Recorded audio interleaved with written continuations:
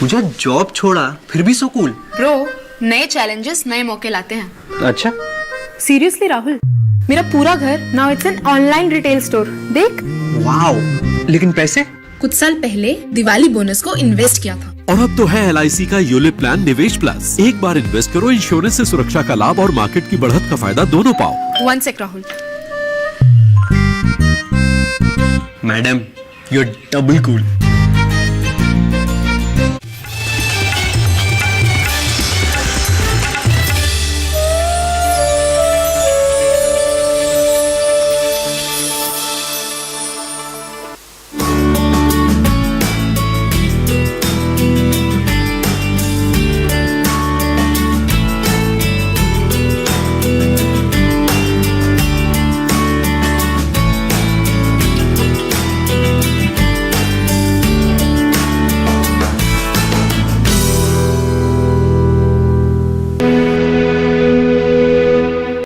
नमस्कार, चौपाल चर्चा कार्यक्रम में आपका स्वागत है। मैं हूं आपके साथ सौरभ शर्मा। किसान भाइयों, चौपाल चर्चा कार्यक्रम आपका अपना कार्यक्रम है जिसमें हम गांव-गांव जाते हैं, चर्चा करते हैं सरकारी योजनाओं की, किस तरीके से हमारे किसान भाई योजनाओं का लाभ ले रहे हैं। आपको बता दें, इस वक्त हम मौजूद हैं उत्तर प्रदेश के जिला एटा के गाँव अभय राजपुर में, जिसका ब्लॉक पड़ता है अवागढ़। आपको बता दें, इस वक्त हम जो खड़े हैं, आप ठीक मेरे पीछे देख सकते हैं, ये आलू का खेत है। इस गांव की और इस जिले की जो मुख्य फसल है वो है आलू, गेहूं और धान। आइए आपको गांव का जायजा कराते हैं।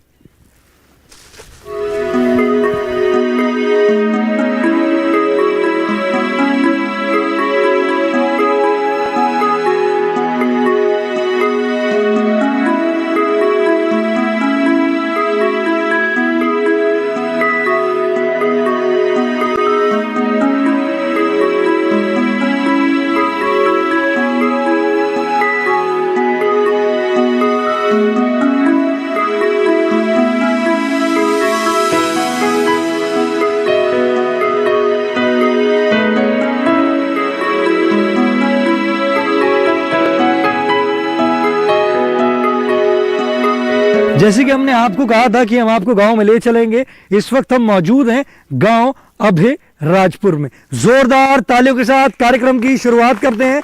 आज हम बात करेंगे फसल अवशेष प्रबंधन के बारे में।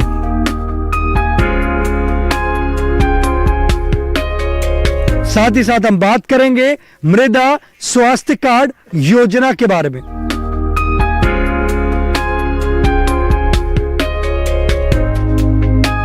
हमारे बीच में कृषि विज्ञान केंद्र एटा के विशेषज्ञ मौजूद हैं। हम उनसे जानते हैं फसल अवशेष प्रबंधन क्या है। प्रिय किसान भाइयों, जैसा कि जो फसल अवशेष हैं उनको जो है बहुत से किसान भाई ज़्यादातर जो धान जब कटता है तो उसके बाद उसको जला दिया करते हैं। तो परेशानी किसान भाइयों की ये रहती है कि धान के बाद जैसे गेहूं लगाना है, ज़्यादातर किसान यही काम करते हैं, तो गेहूं के लिए खेत खाली नहीं होते हैं और जैसे कि कंबाइन चलती है तो ज़्यादा दूर से जो है वो धान को काट के कम दूरी पर गिरा देती है, अगर उसमें सुपर SMS नहीं लगा है। सुपर SMS का मतलब है कि straw management system. Super straw management system जो है ये रहता है, अगर कंबाइन के पीछे लगता है, ये एक इकाई है जो क्या करता है कि जो पुआल, कंबाइन जो है भूसा नहीं बनाती है, आप लोग जानते हैं, तो जो पुआल जो है जो पीछे से गिर रहा है उसको फिर वो जो है उतने ही चौड़ाई पे, जितनी चौड़ाई से वो काटा था उतनी चौड़ाई पे गिरा दिया करता है। तो सुपर SMS लगा हुआ हो ऐसे जो है कंबाइन का प्रयोग करें। वैसे कि सरकार ने भी इसके लिए अनिवार्य कर दिया है कि कंबाइन चलेगी तो उसके पीछे सुपर SMS लगा रहेगा। पर किसान भाइयों के लिए ये भी समस्या आ रही है कि जब सुपर SMS लगा होता है कंबाइन में तो उसका जो थोड़ा चार्ज भी ज़्यादा लेते हैं।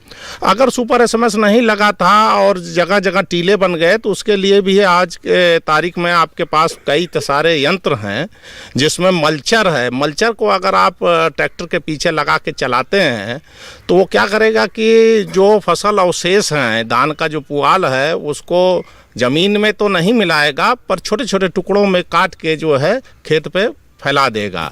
फसल अवशेष प्रबंधन की जरूरत क्यों पड़ी?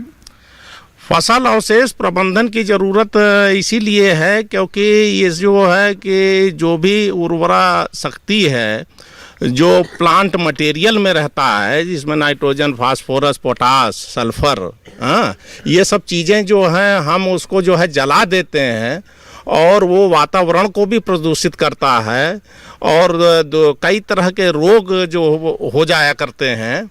और जो है जो हमारा अगर हम इसको मिट्टी में ही मिला देते तो जो है उर्वरा शक्ति बढ़ती मृदा की, और जो है मतलब कि हमको जो नाइट्रोजन, फास्फोरस, पोटास जो उर्वरकों द्वारा लगाना पड़ता है वो कम लगाना पड़ता है। देखिए कितनी अच्छी जानकारी दी हमारे विशेषज्ञ ने आपको बताया फसल अवशेष प्रबंधन के बारे में। हमारे बीच में किसान भाई मौजूद हैं, आइए जानते हैं। जी आप बताएं, फसल के अवशेष को आप किस तरीके से प्रबंध करते हैं? ये फसल अवशेष प्रबंधन एक बहुत महत्वपूर्ण प्रक्रिया है और किसानों के लिए बहुत लाभकारी है। सरकार माननीय प्रधानमंत्री ने इसकी एक योजना भी दी थी और उत्तर प्रदेश सरकार के माननीय योगी जी, मुख्यमंत्री योगी जी ने उसमें 80% अनुदान था। तो हमने भी उसमें मल्चर को लिया हुआ है, रोटावेटर 3 यंत्रों पर 80% सब्सिडी थी, हम उसी का निरंतर इस्तेमाल कर रहे हैं। और इससे तो ये है कि तो जैसा हमारे किसी विशेषज्ञ ने बताया, नाइट्रोजन, सल्फर वगैरह ये सारा इससे वापस मिलता है, पर्यावरण हमारा सुरक्षित रहता है, कार्बन वातावरण में कार्बन नहीं मिल पाती है, और पानी की मात्रा जो हमारे विशेष रूप से जो धान का पराली है उसके अंदर ज़्यादा तत्व हैं, गेहूं की अपेक्षा इस पराली के अंदर ज़्यादा तत्व हैं। इसलिए हमें जो मुख्य समस्या हमारी अवशेष प्रबंधन के लिए पराली की है, धान की खेती बहुत लोग करते हैं दिल्ली के आसपास हमारे उत्तर प्रदेश में। तो हमारे यहाँ किसान इतना जागरूक हो गया है कि पिछले 2 वर्ष से लगभग यहाँ प्रत्येक किसान पराली को अवशेष प्रबंधन द्वारा ख़त्म करता है। और मल्चर कृषि विज्ञान केंद्र अवागढ़ जो हमारे डॉक्टर साहब हैं, ये छोटे छोटे किसानों को फ्री मुफ्त में इनकी जुताई कराते हैं मल्चर से, उसकी कोई पैसा नहीं लिया जाता है। आपके धान को काटने के बाद में कृषि विज्ञान केंद्र में जाइए, अपना नंबर लिखाइए, वहाँ से व्यवस्था होती है किसान के लिए। तो ये योजना कैसी लगी आपको? बहुत अच्छी लगी, बहुत आवश्यक है। फ्यूचर ही एक्चुअली पर्यावरण प्रदूषित होगा और हमारी खेती की तत्व जब नहीं रहेंगे तो निश्चित रूप से हमें इससे हानि होगी। और यदि हम अवशेष प्रबंधन को करते हैं तो हर तरीक़ा से इसका लाभ है। देखिए हमारे किसान भाई ने बताया कि फसल के अवशेष को अगर हम प्रबंध करते हैं तो हर तरीके से इससे लाभ की प्राप्ति होती है। हमारे बीच में और भी किसान भाई मौजूद हैं, आइए जानते हैं। जी आप बताएं, फसल के अवशेष को किस तरीके से आप प्रबंध करते हैं? ये जो भारत सरकार ने मल्चर जो योजना शुरू की 2020 और 21 में, तो ये बहुत ही ज़्यादा लाभकारी है और इसमें से कोई चार्ज नहीं लिया जाता है। और केवी के जो हमारे अवागढ़ में है मौजूद, इनके द्वारा भारत सरकार की योजना रन कर रही है। इससे किसान संतुष्ट भी है और पाल की मतलब जलाने की प्रक्रिया भी बहुत हद तक कंट्रोल पाया गया है, कम हो गई है और ये बहुत अच्छी योजना है। देखिए हमारे किसान भाई कह रहे हैं कि ये योजना जो है फसल अवशेष जो प्रबंधन है ये बहुत अच्छा है और इससे लाभ की प्राप्ति हो रही है। हमारे बीच में और भी किसान भाई मौजूद हैं, आइए जानते हैं। जी आप बताएं, फसल के अवशेष को किस तरीके से प्रबंध कर रहे हैं? जी, फसल अवशेष को प्रबंधन करना एक बहुत महत्वपूर्ण कदम है किसान भाइयों के लिए। उसमें हमारा जो नेचुरल कार्बन है वो हमारे ज़मीन के अंदर ही रहता है। अगर इसे हम जला देंगे तो हमारा जो कार्बन है वो वायुमंडल में चला जाएगा और कार्बन प्लस ऑक्सीजन, ये कार्बन डाइऑक्साइड बनेगी, जो कि ग्रीन हाउस गैसेज हैं। ये हमारे वातावरण के लिए बहुत ही ज़्यादा हानिकारक गैस हैं। अच्छा, इसमें भारत सरकार का एक सेंटर है गाजियाबाद में, वहाँ पर एक सरकार द्वारा वेस्ट डिकम्पोजर 20 रुपये का सरकार द्वारा उपलब्ध कराया जा रहा है। उसमें क्या है कि हमारे जो करोड़ों जीवाणु हैं उसमें से 3 सेलेक्टेड जीवाणुओं को उस में पैक करके दिया जा रहा है। उन जीवाणुओं का काम है तेज़ी से जो हमारा फसल अवशेष है उसको ख़त्म करना, और जब फसल अवशेष हमारा तेज़ी से ख़त्म हो जाता है तो किसान को उसको जलाने की आवश्यकता नहीं रहती है।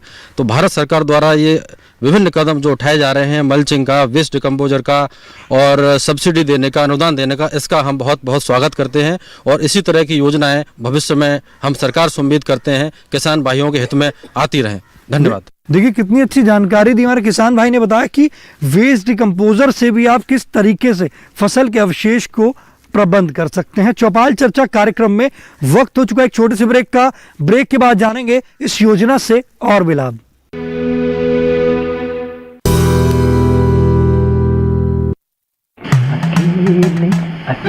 अरे वाह भैया, अकेले अकेले। अरे तू भी ले, पर खाएगा कैसे? मैं ऑर्गेनिक खेती की बात कर रहा रे बेटे। अकेले अकेले खेती कब तक करेगा? मतलब गांव में 20-25 किसानों का समूह बना के पंजीकरण करवा ले, फिर सरकारी ट्रेनिंग भी मिलेगी और मुफ्त जैविक बीज खाद भी। फिर पीजीएस ऑर्गेनिक की सरकारी मोहर के साथ तेरी उपज आकर्षक पैक में पहुंचेगी बड़े बाजार तक। अच्छा? हाँ। अरे भाई, कहाँ चल दिया? सबको साथ लाने, आमदनी बढ़ाने। तो किसान भाई समझ गए ना? साथ मिलकर ऑर्गेनिक खेती कीजिए, अपनी परंपरा को आगे बढ़ाइए, ज्यादा मुनाफा कमाइए। माटी से प्रेम की परंपरा है परंपरागत खेती।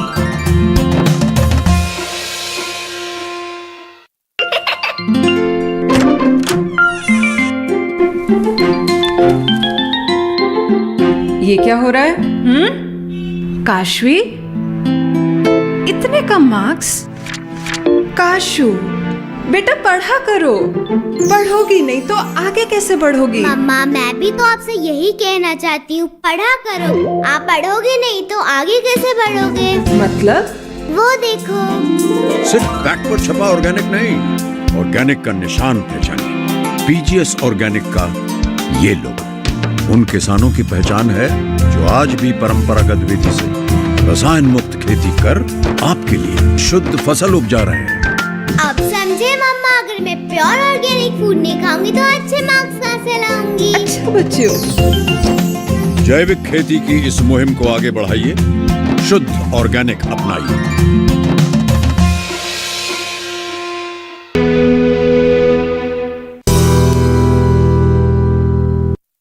ब्रेक के बाद आपका स्वागत है गांव अभयराजपुर की चौपाल चर्चा से। आज हम बात कर रहे हैं फसल अवशेष प्रबंधन के बारे में। आप अपनी फसल के अवशेष को किस तरीके से प्रबंध करते हैं?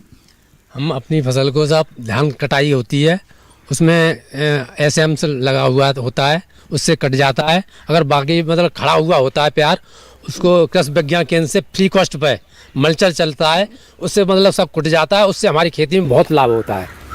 न हमको आग लगाने की ज़रूरत पड़ती है, न जलाने की ज़रूरत पड़ती है। उससे हमें सब मतलब उसमें तत्व मिलते हैं, उसमें हमें मिल जाते हैं प्रेजेंट में। उससे बहुत लाभकारी है हमारे लिए। कितने समय से आप फसल के अवशेष को प्रबंध कर रहे हैं? जी हम तो कंटिन्यूस हो गए, हमको 8-10 साल हो गई तब से होगी, लेकिन चालू जी अभी हुआ मल्चर का, जिससे मतलब वो हमें लाभ मिल रहा है फ्री कॉस्ट पे कृषि विज्ञान केंद्र अवागढ़ से। देखिए, हमारे किसान भाई कह रहे हैं कि फसल के अवशेष को प्रबंध करके लाभ की प्राप्ति कर रहे हैं। जी आप बताएं, फसल के अवशेष को किस तरीके से प्रबंध कर रहे हैं आप? हम खेती करते हैं तो उसमें ये होता है कि फसल के जो अवशेष उन्हें न जलाया जाए, उनका उसी में तोड़ मरोड़ के उसमें जलाया जाए, जिससे खेती की जो उर्वरा शक्ति है वो ज्यों की त्यों बनी रहे और उससे अच्छा हमें लाभ मिला, अच्छी फसल हो। आपका उत्पादन बड़ा फसल के अवशेष को प्रबंध करने के बाद? इसके अतिरिक्त भी हमारे यहाँ तो ये भी है कि जैसे फसल अवशेष हम खुद उगाते हैं, जैसे ढैंचा है खेती में उगाते हैं, उससे भी जला काट के जला वो करते हैं, पानी में करते हैं, तो उससे भी हमारे जो खेती की उर्वरा शक्ति बढ़ती है। हमारे ये नहीं कि पलाली जलाएं, उसके अतिरिक्त भी हमारे यहाँ व्यवस्थाएँ हैं कि जो खेती खाली होती है उसमें ढैंचा जो होते हैं, फिर उसके बाद धान लगाते हैं, तो उससे भी उसका वो काट कूट के उसमें सड़ाते हैं, तो इससे उसकी उर्वरा शक्ति बढ़ती है। देखिए, हमारे किसान भाई ने कहा है कि फसल के अवशेष को वो प्रबंध कर रहे हैं और साथ ही साथ वो बता रहे हैं कि ढैंचा भी वो अपने खेत में उगा रहे हैं और उसको फिर खेत में ही मिला के मिट्टी की उपजाऊ क्षमता को बढ़ा रहे हैं। हमारे बीच में और भी किसान भाई मौजूद हैं, आइए जानते हैं। जी आप बताएं, फसल के अवशेष को किस तरीके से प्रबंध कर रहे हैं? फसल कटता है, उसके बाद में पलाली जो रह जाती है उसको मल्चर चलवा लेते हैं। मल्चर चलता है सर कृषि विज्ञान केंद्र अवागढ़ से, फ्री कॉस्ट में चलता है। वहाँ से अपनी फर्द दे आते हैं वहाँ, और जो भी है फ़ोन नंबर वगैरह आधार कार्ड वो ले लेते हैं वहाँ, वो चलाते हैं, जिससे हमारे खेत में जो जोतते हैं उसे पानी लगाते हैं तो वो सारा सड़ जाता है, उसे खाद का भी काम करता है और इससे फसल भी अच्छी होती है हमारी। देखिए, हमारे किसान भाई कह रहे हैं कि फसल के अवशेष को प्रबंध कर वो लाभ की प्राप्ति कर रहे हैं। हमारे बीच में और भी किसान भाई मौजूद हैं, आइए जानते हैं। जी आप बताएं, फसल के अवशेष को किस तरीके से आप प्रबंध करते हैं? यहाँ हम अवागढ़ जाके और कृषि विज्ञान केंद्र है हमारे अवागढ़ में, वहाँ से मल्चर को लेके आते हैं और अपने खेत में उससे जो है वो कराते हैं, इधर उधर कराते हैं, प्यार व्यार को कटवा देते हैं उससे, और उसके बाद उसमें पानी वानी करके उसमें वो सड़ जाता है। इस तरह से प्रबंध कर रहे हैं हम लोग। लाभकारी है, लाभकारी है, हमारे लिए बहुत लाभकारी है। देखिए हमारे किसान भाई कह रहे हैं कि फसल के अवशेष को प्रबंध करना है, ये बहुत लाभकारी है। चौपाल चर्चा कार्यक्रम में वक्त हो चुका है एक और छोटे से ब्रेक का।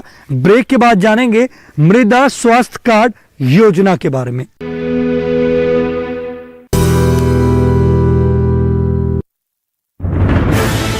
कोरोना वायरस के खतरे से बचते हुए फसल की कटाई, बिक्री, खरीद, नई फसल की जुताई और बुआई सुरक्षित हो सकती है अगर हम लगातार हाथों को साबुन और साफ पानी से नियमित अंतराल पर धोते रहें। नाक, मुंह को मास्क, गमछे या कपड़े से ढक कर रखें। आंख, कान, नाक, मुंह न छुएं। आपस में 2 गज की दूरी बनाए रखें। मास्क और 2 गज की दूरी के मंत्र को अभी हमें छोड़ना नहीं है। फसलों की बुवाई एवं कटाई करते समय आपस में कम से कम 2 गज की दूरी बनाए रखें। फसल की कटाई करने के बाद छोटे छोटे ढेरों में इकट्ठा करें। कृषि के औजारों की समय समय पर सफाई करें। एक दूसरे के साथ औजारों की अदला बदली न करें। श्रमिकों के शौचालयों और हाथ धोने की जगह की ठीक से सफाई जरूरी है। बुआई, कटाई एवं मड़ाई के दौरान इस बात का ध्यान रखें कि इन स्थानों के आसपास कोई थूके नहीं। कंबाइन, हार्वेस्टर, थ्रेशर, जुताई और बुआई की मशीनों को इस्तेमाल से पहले साफ करें। मशीनों के इस्तेमाल से पहले और इस्तेमाल के बाद हाथ साबुन से साफ करें। वाहनों, बोरियों, थैलियों और पैकिंग के दूसरे सामान की साफ सफाई पर भी खास ध्यान दें। खरीद केंद्र पर आने से पहले किसानों एवं श्रमिकों की जांच। खरीद केंद्रों पर भीड़ न लगाएं एवं किसानों को बारी बारी से बुलाएं। गोदामों पर खरीदी हुई फसल को लेने में शीघ्रता करें ताकि किसानों एवं श्रमिकों को रुकना ना पड़े। कोरोना के खतरे से बचाव और अधिक जानकारी के लिए आरोग्य सेतु ऐप डाउनलोड करें। देश में खाद्य सुरक्षा के ये सिपाही भोजन की निरंतर उपलब्धता को सुनिश्चित करते हैं। किसान स्वस्थ रहें तभी हम कोरोना वायरस से जीत पाएंगे, आगे बढ़ पाएंगे। किसान सबल, देश प्रबल।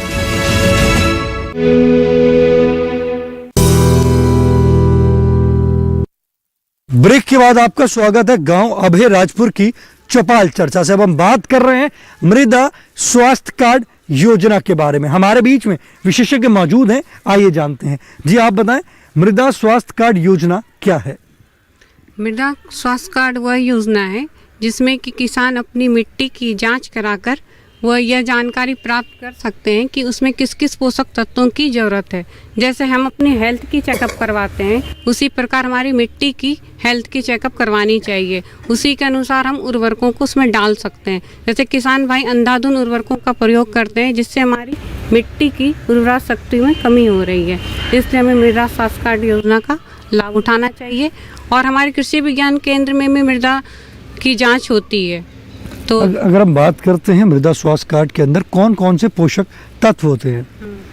मृदा स्वास्थ्य कार्ड मृदा में कम 17 पोषक तत्व पाए जाते हैं जो कि हम जांच करके ये बता सकते हैं कि उसमें कौन कौन से तत्वों की कमी हुई है।